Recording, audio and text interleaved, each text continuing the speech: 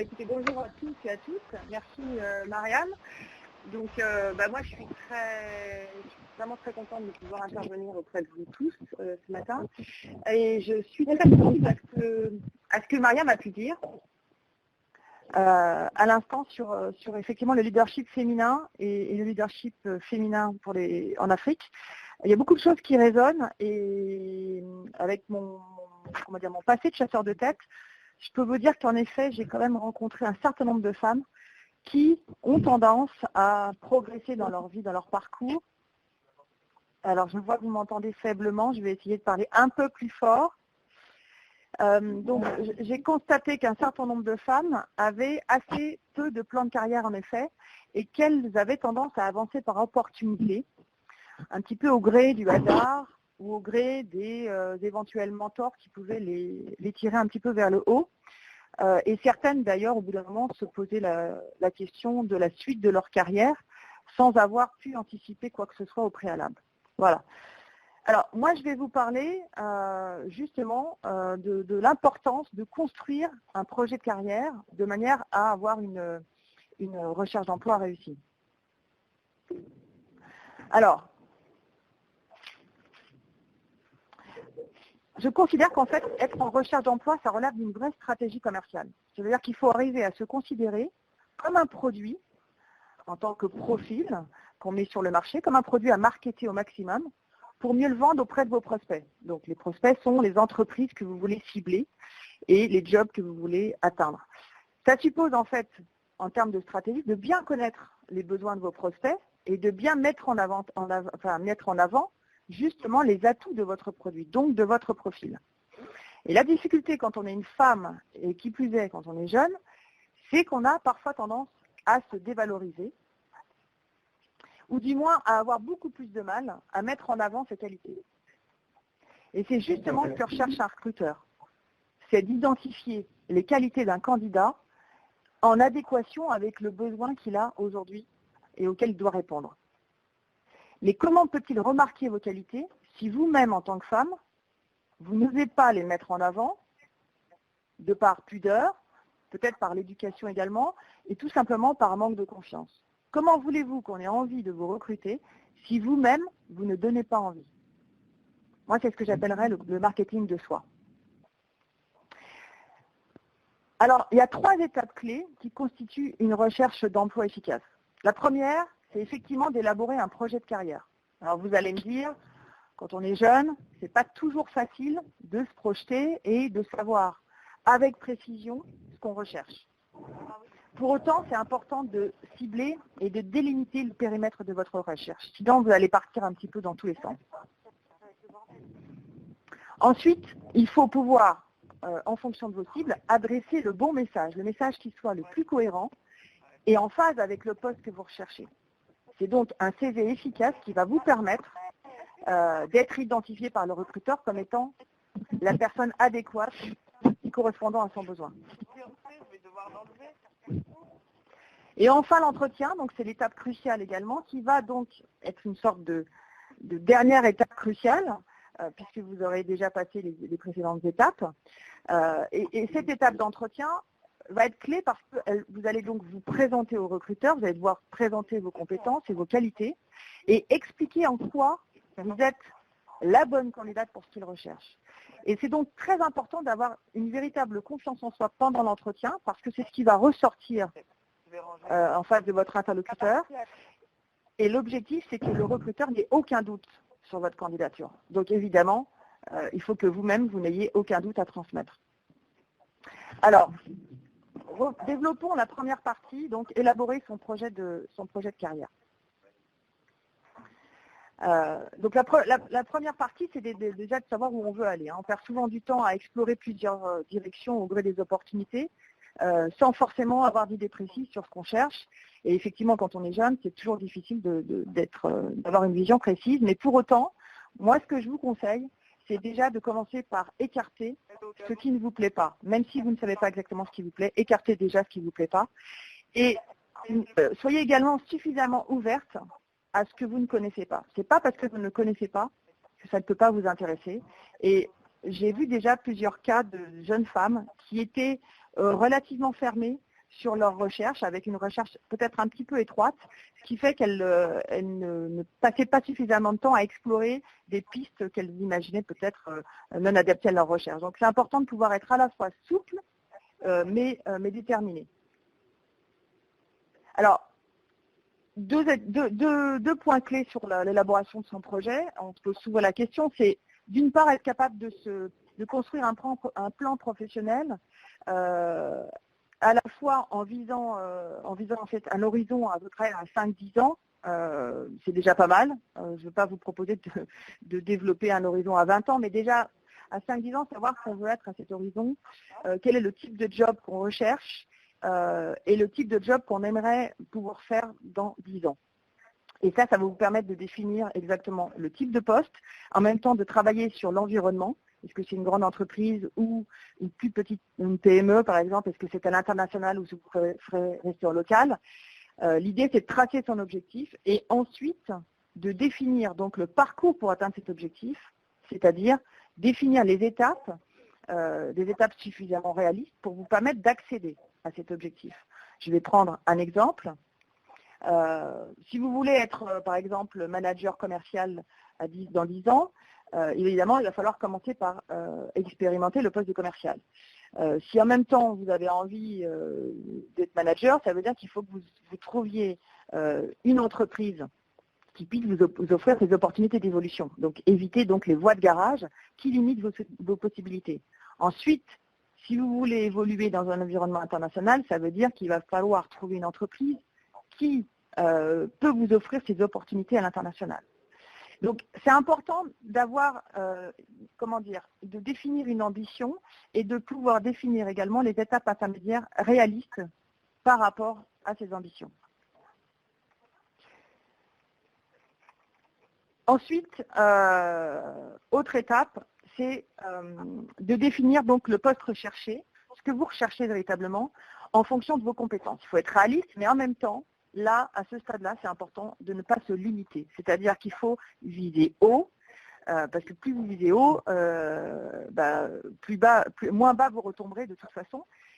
Et puis, c'est important aussi d'être ambitieuse. Il ne faut pas avoir peur. Parfois, c'est un mot qui peut faire peur aux femmes qui n'osent pas afficher ou affirmer une ambition. Mais c'est important de pouvoir se challenger et sortir de sa zone de confort, avoir envie de progresser. Il faut absolument faire attention de ne pas se minimiser. C'est quand même une tendance qu'on constate de manière plus importante chez les femmes que chez les hommes. Une tendance à se minimiser, à se rabaisser. Et donc, effectivement, là, il faut pouvoir croire en ses rêves. Ne pas avoir peur de viser beaucoup plus haut et de rêver. C'est ce qui permet d'avancer dans la vie. Ne vous fixez pas de limites. Ça veut dire qu'effectivement, quand on vous propose un poste qui vous semble être en deçà de vos capacités et de vos compétences, il ne faut pas l'accepter. Alors ça peut être dur ce que je vais vous dire, mais il ne faut pas l'accepter dans le sens où on peut avoir tendance à vous déclasser parce que vous-même vous pouvez vous dévaloriser. Donc il faut viser le bon niveau de vos compétences et de vos expériences. Et effectivement, moi j'ai constaté qu'il y a un certain nombre de femmes qui ont tendance, par peur de ne pas trouver d'emploi, qui ont tendance à accepter un peu le premier poste venu, tout simplement par manque de confiance. C'est un des points faibles des candidatures qu'on peut rencontrer, notamment chez les femmes. C'est un manque de ciblage et un manque de calibrage de la recherche par rapport à son profil. Voilà. Alors quand on commence en étant déclassé, c'est quand même très difficile de remonter. Alors, ensuite, une fois que vous avez défini donc, le job de vos rêves en fonction de vos compétences, après, évidemment, il faut cibler quelle est la bonne entreprise qu'on recherche par rapport à son projet. Et donc, définir la typologie d'entreprise. Je l'ai un petit peu évoqué tout à l'heure. Effectivement, définir quel est le secteur d'activité qui vous intéresse, la taille de l'entreprise aussi. Est-ce que c'est une entreprise qui travaille en B2B, en B2C? Quel est le type de produit ou de service? Son mode d'organisation. Voilà, qu'est-ce qui vous plaît le plus? Est-ce qu'un mode plus collaboratif ou alors un mode plus centralisé? Des aspects aussi culturels, est-ce que c'est international, est-ce que c'est local? Et travailler également sur donc, le détail de vos postes, missions et responsabilités. Qu'est-ce qui vous intéresse? Et là, en l'occurrence, parfois on a tendance à ne pas avoir une connaissance suffisante des types du détail des missions dans chaque poste, moi je vous invite à regarder, à faire une recherche sur Internet, une vraie veille. On trouve tout un tas de choses. Il y a un certain nombre de sites qui existent, notamment je vois en France, que ce soit sur la définition des métiers par l'ONICEP pour les étudiants. Vous avez tout un détail sur les métiers. Vous pouvez regarder aussi dans les entreprises, regarder, éplucher les offres d'emploi qui peuvent vous donner un certain nombre de détails sur les responsabilités. Ça vous permet en fait, de vraiment de mieux connaître ce qui peut vous intéresser. Et puis ensuite, une fois que vous avez fait toute cette recherche, cette veille, vous allez aboutir à une liste de prospects à contacter. Et donc c'est cette liste-là qui va être la liste de votre liste de prospects, votre liste de prospects au niveau commercial. Comment est-ce qu'on fait pour contacter les entreprises? Alors évidemment, vous avez l'aspect classique, répondre aux candidatures, répondre aux offres d'emploi. Mais il faut savoir aussi qu'il y a un marché caché qui correspond à peu près, environ à peu près à un tiers des offres d'emploi. Un marché caché qui fait que soit les entreprises recrutent par réseau, par connaissance, ou soit le besoin n'a pas forcément été déjà formulé. Et auquel cas, en fait, tout est question de timing. Il faut être là, au bon endroit, au bon moment. D'où l'importance d'exploiter ces contacts personnels. Et là encore, je constate une différence entre les hommes et les femmes. Plus souvent, les femmes ont des difficultés à utiliser leurs contacts personnels, leurs proches, ou à solliciter de l'aide, peut-être par manque de confiance. Elles n'osent pas demander. Or, effectivement, c'est important d'exploiter ces contacts, donc ces proches. Ça peut être les maîtres de stage, la famille, les amis, qui peuvent, même s'ils ne vous aident pas directement, eux peuvent relayer votre recherche et démultiplier du coup votre périmètre de recherche. Et puis, il y a également tout ce qui est les anciens d'école, vos enseignants, vos professeurs, les réseaux sociaux, on en parle beaucoup, mais c'est vrai qu'il y a beaucoup de choses qui sont faites, notamment sur LinkedIn. Beaucoup d'entreprises recrutent et détectent les profils sur LinkedIn, sur Twitter également. Donc, n'hésitez pas à exister et à personnaliser également votre présence sur le net. J'ai tendance aussi à penser que c'est intéressant d'intégrer des réseaux ciblés. C'est-à-dire que vous pouvez avoir des réseaux sectoriels ou métiers qui peuvent vous donner accès à des professionnels, d'abord pour parfaire votre connaissance des métiers, mais également pour être détecté. Voilà, plus on est visible, plus on est présent, à la fois sur le net, mais également dans les réseaux physiques, plus on a de chance d'être connecté, d'être là au bon moment quand quelqu'un recherche un candidat. Donc ça, c'est vraiment important. Ensuite, voilà, une fois qu'on a défini son projet, après, il faut arriver à construire le bon message qui va vous permettre d'être repéré. Alors, sur le CV, il y a beaucoup de choses qui sont dites sur le CV. Moi, on me pose souvent beaucoup de questions sur la forme, comment il faut le faire, etc. Moi, je pense que ce qui est important, c'est de prendre conscience que le CV n'est qu'une carte de visite professionnelle. C'est d'abord et avant tout le premier outil de mise en relation qui est relativement déshumanisé, qui ne parle pas du tout du candidat, en tout cas pas en termes de personnalité, de savoir-faire, mais qui trace de manière très factuelle le parcours d'un candidat. Mais bien sûr, il y a beaucoup de recruteurs qui vont aller chercher d'autres informations sur Internet et qui vont aussi s'intéresser à des aspects de personnalité, notamment lors de l'entretien. Mais ayez conscience que le CV a un impact vraiment très limité, parce qu'effectivement, d'abord, on en reçoit beaucoup par Internet, et ensuite, on a assez peu de temps à consacrer à la lecture. On estime qu'effectivement, 40 secondes suffisent pour se faire une idée sur le candidat, ce qui en dit long sur la manière aussi de le rédiger. Moi, je fais beaucoup de formations justement auprès des recruteurs, et je constate que les recruteurs sont extrêmement sensibles à la mise en forme du CV, au-delà même du contenu. Donc, c'est important de pouvoir soigner la présentation. On lira plus facilement, en tout cas, on s'arrêtera plus facilement sur un CV qui est clair, dont la mise en page est soignée. Et puis aussi, faites attention au vocabulaire que vous utilisez. Soyez en raccord avec votre cible. Utilisez les codes, les mots-clés du secteur. de manière à vraiment faire résonance et écho avec le recruteur qui, lui, a une idée bien précise de ce qu'il recherche. Alors, sur le CV, je ne vais pas rentrer dans le côté classique CV, ça vous pouvez trouver beaucoup de guides. Moi, je pense que ce qui est important, bon voilà les rubriques clés que j'ai indiquées, l'identité, effectivement la formation. Je pense que ce qui est important, c'est de ne pas surcharger votre CV, car on voit parfois des CV qui sont extrêmement volumineux, indigestes, on n'a pas envie de les lire. Mais il faut donner envie, c'est un peu une forme de teasing, il faut donner envie, il faut mettre l'eau à la bouche. Mettre un certain nombre d'éléments qui peuvent déjà déclencher l'intérêt du recruteur, mais garder un maximum de choses pour l'entretien. Donc, par contre, quand on est jeune, diplômé, souvent on se dit on n'a pas grand-chose à mettre en termes d'expérience. Je pense qu'au contraire, ce qui est intéressant, c'est d'illustrer vos stages, vos expériences, quelles qu'elles soient, même si ce sont des petites expériences ou des jobs d'été, par exemple. Parler de vos stages, parler de vos engagements aussi associatifs, engagements extra-professionnels. Ce qui compte, c'est de pouvoir aussi essayer de montrer le potentiel que vous pouvez apporter à l'entreprise. Ensuite, après, une fois que vous avez donc déclenché l'intérêt du recruteur, vous allez vous retrouver convoqué en entretien. Et là, effectivement, on voit souvent un gros stress.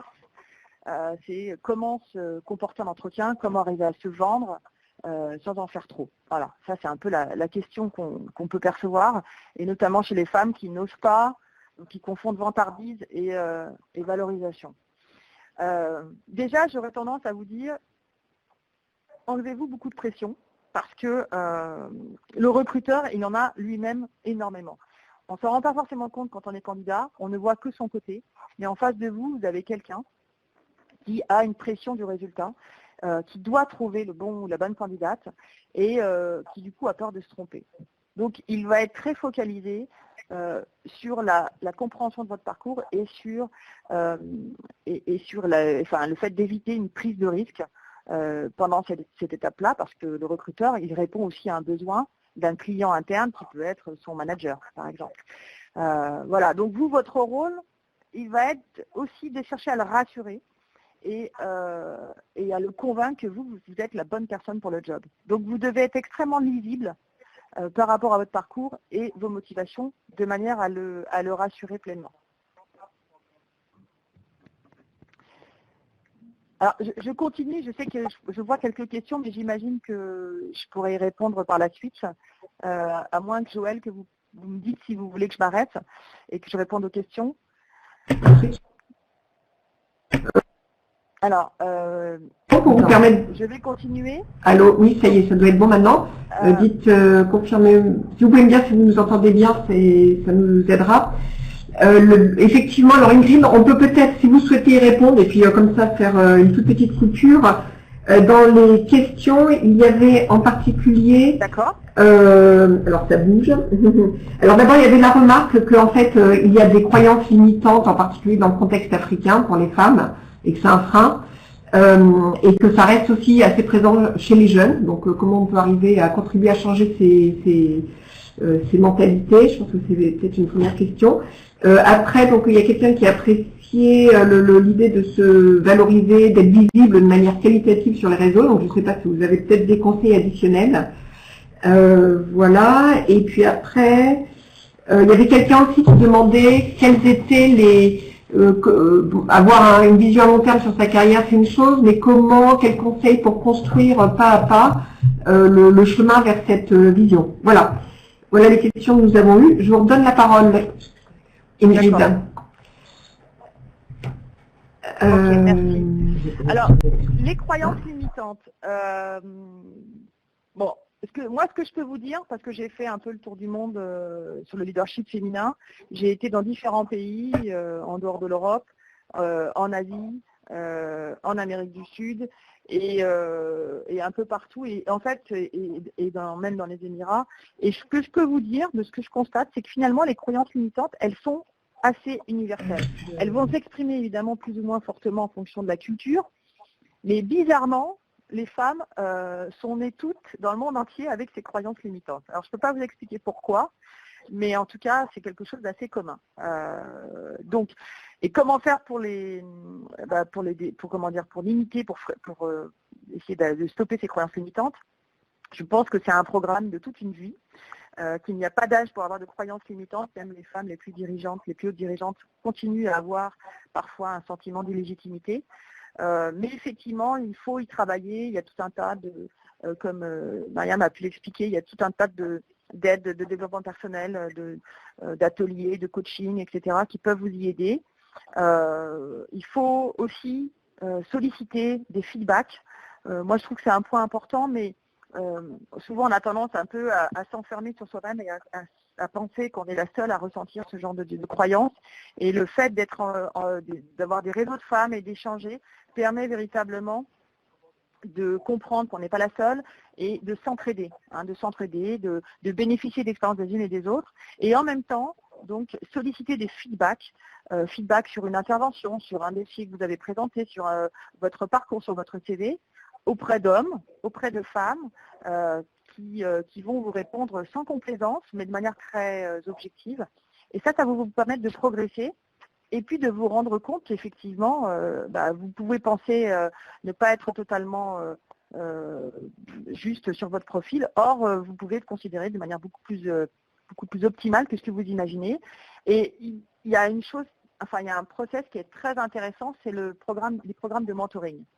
Le programme de mentoring, je ne vais pas le développer ici parce que j'en ai pour 1 heure, mais ça permet vraiment d'avoir une relation avec quelqu'un de plus expérimenté, homme ou femme, et qui peut vous donner justement des conseils, des conseils sans être un coach, mais des conseils bienveillants, et de bénéficier donc d'un miroir positif sur votre parcours, vos compétences.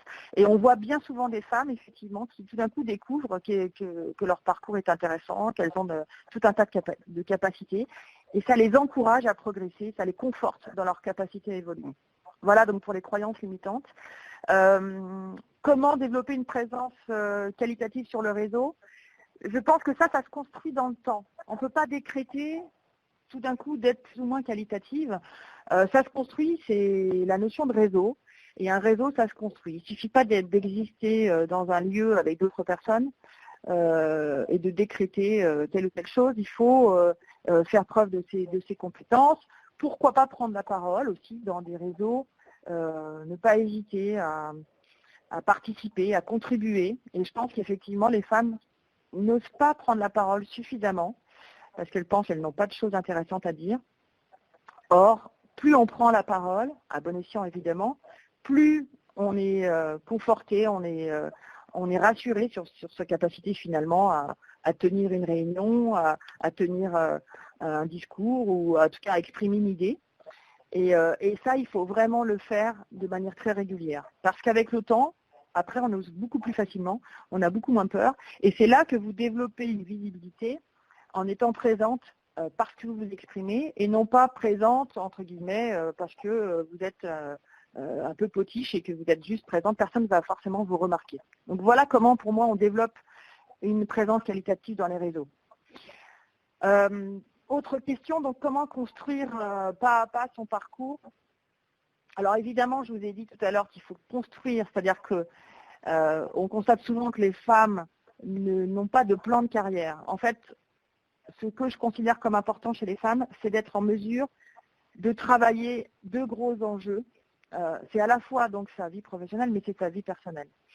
Contrairement aux hommes qui n'ont pas forcément anticipé ces aspects-là parce qu'ils sont, ils n'ont pas de gestion de la vie, de la maternité à développer. Nous, les femmes, on doit pouvoir développer la construction de sa famille, anticiper des congés maternité et en même temps construire une carrière.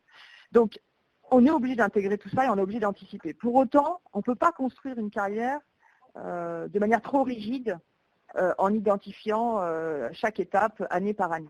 Il faut aussi se donner un peu de mou, je dirais, et saisir les opportunités qui se présentent.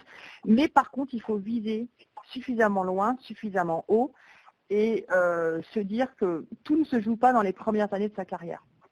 Je pense que si vous interrogez autour de vous les hommes et les femmes qui ont une vie plutôt installée professionnellement, ils vous diraient que finalement, ils n'ont pas forcément commencé de la même manière qu'aujourd'hui, ils ont débuté forcément peut-être plus difficilement ou au gré des opportunités et donc un parcours se construit, mais pas forcément en le planifiant année par année. Donc il faut, ce que je vous ai dit, c'est un peu de souplesse, mais en même temps savoir où on va, essayer d'identifier la direction. Voilà, sur les questions. S'il y en a d'autres, je répondrai à ce moment-là au fur et à mesure. Je reprends sur la partie entretien, donc la dernière partie entretien. Donc, comment est-ce qu'on peut faire pour bien se présenter et bien se valoriser? Comme je vous l'ai dit, le recruteur va chercher à vous poser un certain nombre de questions de manière à pouvoir identifier l'adéquation avec son poste. Donc, pour être en mesure d'être parfaitement à l'aise et de répondre de manière lisible, il faut que vous ayez une totale connaissance de votre parcours. Moi, j'ai vu un certain nombre de candidates et candidats qui, parfois, quand on leur pose des questions, se trompent sur les dates, sont un peu flous sur le contenu des expériences. Il y a des ambiguïtés. Et donc, tout ça, ça donne des doutes aux recruteurs. Donc, il faut être en mesure de bien préparer son entretien. C'est comme tout, d'ailleurs, toute intervention se prépare. Plus on est préparé, plus on est à l'aise pour répondre aux interrogations et aux imprévus que vous pose le recruteur. Et ne pas hésiter aussi à répondre avec simplicité aux éventuelles zones d'ombre. S'il y a des zones d'ombre, des postes sur lesquels les postes sur lesquels vous n'êtes pas resté longtemps, des changements, à vous d'imaginer la bonne explication si ce n'est pas très évident à présenter, mais en tout cas, il faut être le plus clair possible. Plus on est flou, plus ça donne des doutes, ça nourrit les doutes du recruteur. Alors, évidemment, pour convaincre le recruteur, il faut être en échange avec lui. Même si vous vous sentez très stressé par l'entretien, il faut que vous arriviez à prendre du recul et à bien respirer. D'abord, ne pas dédramatiser. On pense souvent que le recruteur n'a qu'une envie, c'est de vous piéger. Mais c'est complètement faux. L'objectif, c'est pas de vous piéger, c'est de ne pas se tromper. Donc, au contraire, il va plutôt essayer d'aller chercher au fond de vous ce qui peut être intéressant pour lui. Mais ces questions peuvent vous paraître parfois inquisitrices. Et on peut avoir l'impression qu'on cherche à être piégé. Mais en fait, c'est vraiment pour mieux vous connaître et vous comprendre. Donc, ne cherchez pas à camoufler. Il vaut mieux que vous expliquiez. Par exemple, vous n'avez pas travaillé pendant quelques années pour vous occuper de vos enfants. Il n'y a pas de souci. Mais je pense que ce qui est intéressant, c'est d'expliquer ce que vous avez fait pendant ces années-là. Parce qu'on ne reste pas sans rien faire. Ou quand on est au chômage, c'est pareil. On ne reste pas chez soi à tourner les pouces. Il y a des choses qu'on fait, il y a une réflexion qu'on développe. Et ce qui est intéressant, c'est de voir aussi l'état d'esprit du candidat. Donc, adaptez-vous à votre interlocuteur, soyez à son écoute, et en même temps, ne soyez pas dans une position soumise. Il faut vous considérer d'égal à égal, même si vous êtes beaucoup plus jeune que le recruteur, si vous manquez de confiance. Essayez d'être d'égal à égal, d'être dynamique. Montrez-vous très motivé pour le poste. Et ça, moi, c'est vrai que je suis sensible aux candidats qui posent des questions, à la fois sur le contenu du poste, qui challenge également le recruteur. Selon vous, par exemple, quelles sont les difficultés du poste? Expliquez-moi en quoi tel critère est important, etc. Ça montre un intérêt, ça montre aussi une démarche intellectuelle de motivation également pour le poste. Ça montre une proactivité.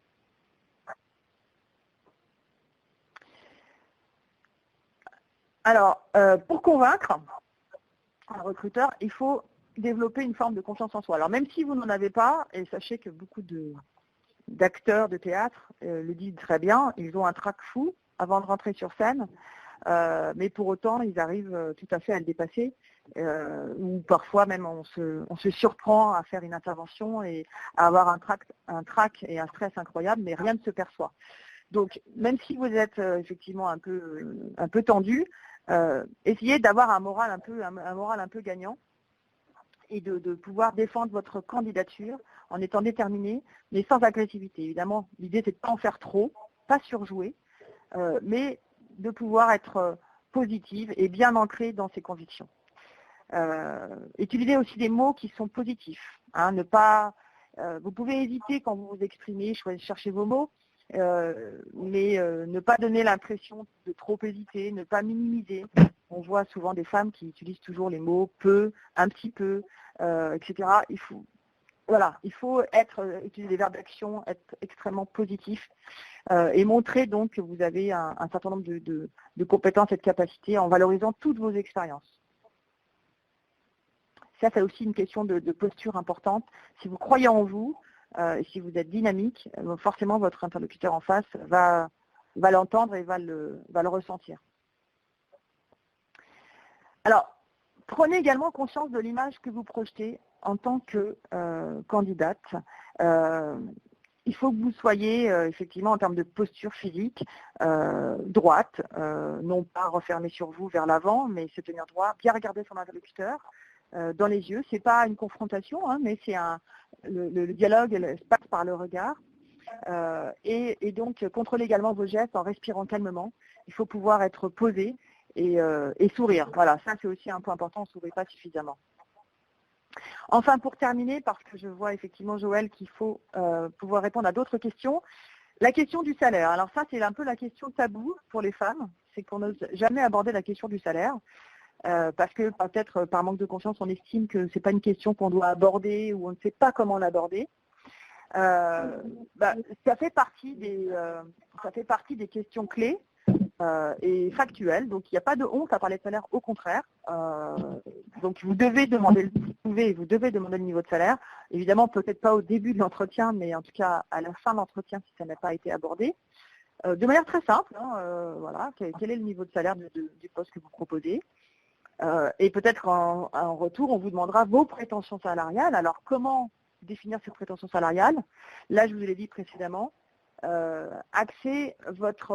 alors, si vous ne voulez pas donner de salaire précis, présentez une fourchette de salaire. Et la fourchette, ce n'est pas au petit bonheur la chance, hein, c'est une fourchette que vous allez pouvoir évaluer par des recherches sur Internet.